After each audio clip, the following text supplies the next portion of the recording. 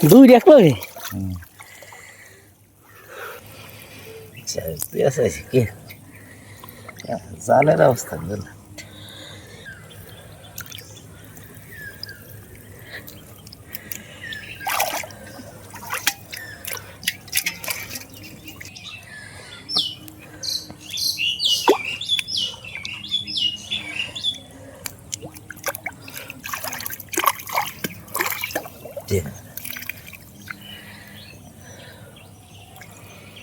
খবর আছে